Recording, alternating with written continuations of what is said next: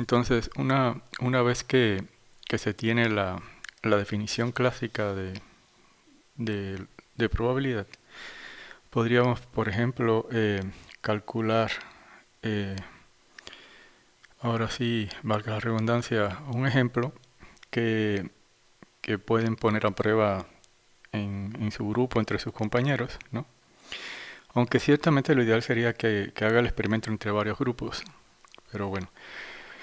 Y supongamos entonces que se tiene un grupo de n personas y que se desea calcular entonces la probabilidad que hay que entre esas n personas, ¿no? Al menos dos coincidan en su fecha de nacimiento, digámoslo así, ¿no? Esa es, eh, digamos, la probabilidad que quiero calcular. Y para hacerlo, vamos a hacer, eh, digamos así, dos supuestos o vamos a tomar dos simplificaciones a la hora de resolver el problema. Eso es bastante común, ¿no? En aplicaciones inclusive, eh, que ciertamente lo que le permiten a uno es hacer en una primera instancia cálculos en un modelo simplificado para tener una idea de cómo podría ser un modelo más preciso. La primera, el primer supuesto, ¿no? Creo que no es algo que tampoco estorbe demasiado, ¿no? Y es que voy a considerar que el- los años que estoy considerando, el año que estoy considerando, no sean bisiestos. Eso no es ciertamente una gran restricción, veámoslo así. Y la segunda simplificación que quiero tomar es que, veámoslo así, que la posibilidad, ¿no? Que una persona haya nacido en un determinado día del año, ¿no? Es la misma, ¿no? Eh, obviamente esto es lo que me permite usar el esquema clásico, ¿no? Es como si el experimento aleatorio fuera el que naciera un individuo que tuviera 365 días o digamos fechas posibles, ¿no? Y que cada uno de ellas tenga el mismo chance de ser seleccionado, digámoslo así, ¿no? Si no tuviera eso, no tendría cabida la discusión, ¿no? Hasta ahorita, por lo pronto, porque el esquema clásico asume como uno de sus, digamos, supuestos básicos tener exactamente un experimento que tengan salidas equiprobables, ¿no? Esto no es cierto, obviamente, pero no es tampoco la gran desviación de lo que en el fondo está pasando. De hecho, esto es una de estas gráficas de pastel que ofrece el Instituto de, de Estadística, ¿no? En México, en la que describe, ¿no? Cómo es el porciento de nacimientos en un año, ¿no? Y si se percatan, obviamente no es para nada constante, ¿no? Pero tampoco varía, pongámoslo en estos términos, significativamente mucho, ¿no? Entonces, como una primera aproximación, podría asumir que el supuesto este es que dice que un nacimiento puede ocurrir en cualquier día del año con el mismo chance, no es quizás la gran desviación de lo que esté pasando, ¿no? Pero bueno, obviamente no es cierto. Déjenme insistir en eso, pero es una primera aproximación, ¿no? Bueno, si ese es el caso, entonces manos a la obra con las herramientas que tenemos, ¿no? Lo primero que queremos hacer entonces es calcular cuántas salidas posibles tiene mi experimento, quizás adelantándonos al lenguaje del siguiente capítulo, que sería sobre técnicas de conteos o combinatorias. La pregunta es cuántas configuraciones son posibles, ¿no? O sea, de cuántas formas distintas se puede resultar que n personas tengan fechas de nacimiento, ¿no? Y el truco que vamos a usar más adelante en el siguiente capítulo, muy probablemente lo discutamos en términos más generales, pero es una idea muy simple, no hay que hacer de esto algo muy complicado, porque no lo es. Y uno tiene al final del día 365 formas de asignarle una fecha al primer individuo, pongámoslo así, ¿no? Y una vez que uno fija esa fecha con el primer individuo, al segundo, de nueva cuenta, ¿no? tendríamos 365 días para asignarles su fecha de nacimiento, ¿no? Conclusión, si yo solo tuviera 2 personas, ¿no?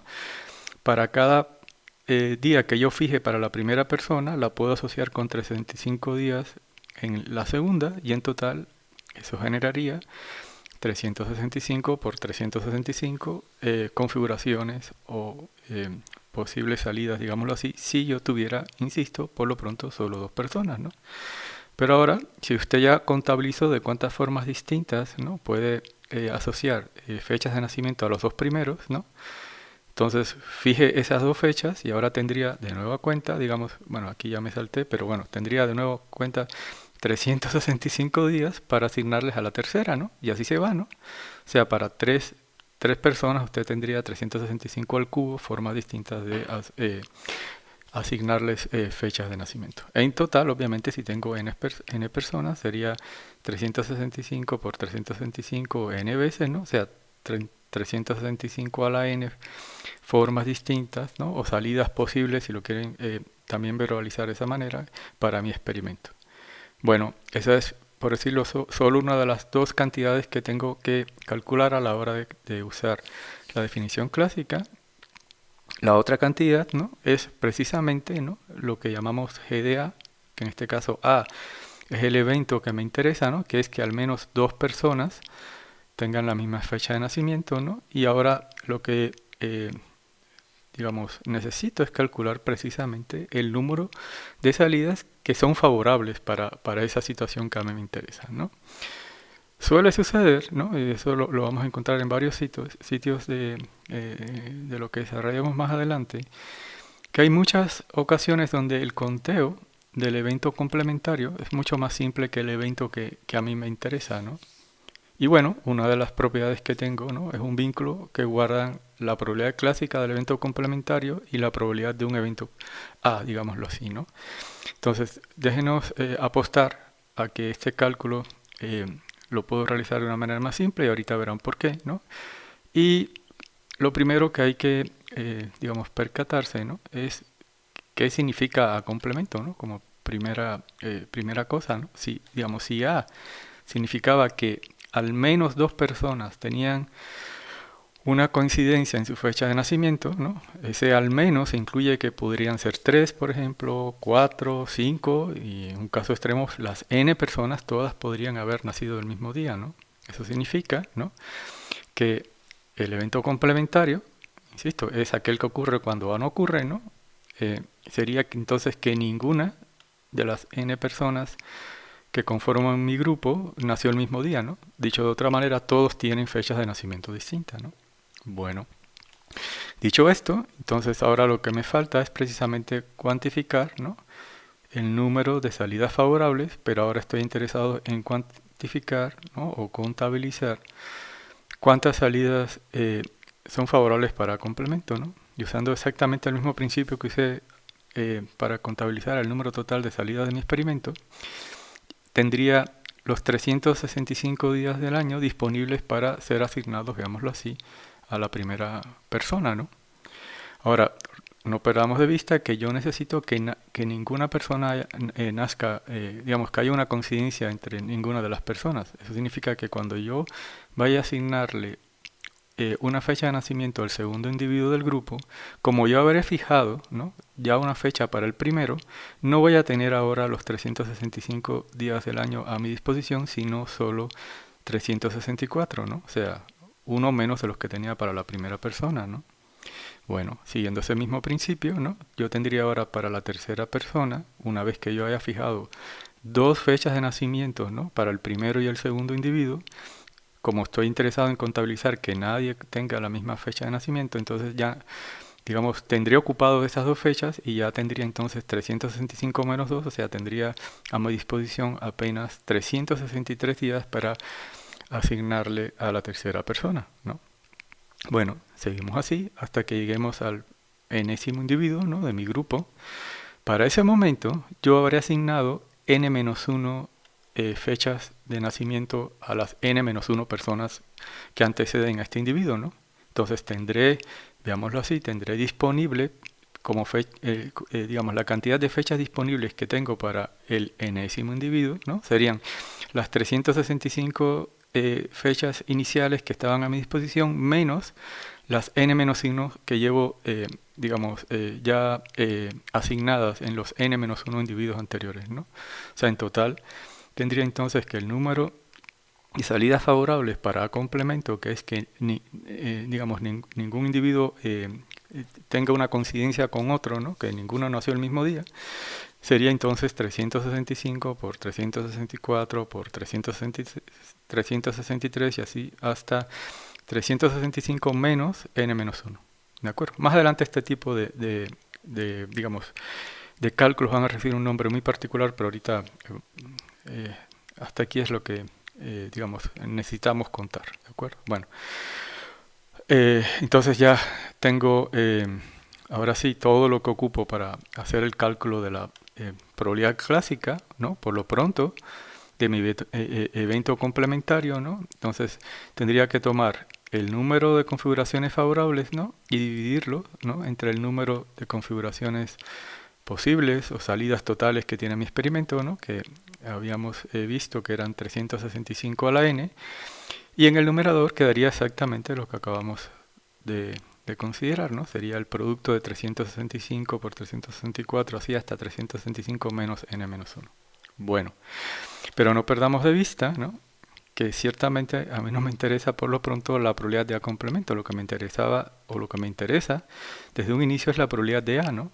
Que haya dos, bueno, al menos dos individuos que tengan la misma fecha de nacimiento. Y esta es la llamada propiedad 5 que hacía mención hace un rato, que vincula la probabilidad de un evento y su complemento, ¿no? Hay personas que lo visualizan así, hay personas que se les hace más simple memorizarlo como que la probabilidad de un evento, ¿no? Más la probabilidad de su complemento es igual a 1. Eso sí es, ahora sí, gusto, ¿no? Pero en el fondo eso es lo que está pasando, ¿no? Entonces, finalmente, ¿no? Lo que tengo es que yo podría calcular, ¿no? Una vez que yo fije el número n, yo podría calcular la probabilidad del evento que me interesa, ¿no? A través de esta relación, ¿no? Calculando la probabilidad del evento complementario. Y si hiciera ese ejercicio para digamos, una cierta colección de números n, ¿no? De 10, 20, 22, 23, 24 y así, 30, 40 y 50 individuos, ¿no? Esto que está aquí sería el resultado de ese cálculo, ¿no? O sea, de la probabilidad de que haya al menos dos individuos con la misma fecha de nacimiento. Y por ejemplo, un grupo bastante estándar, ¿no?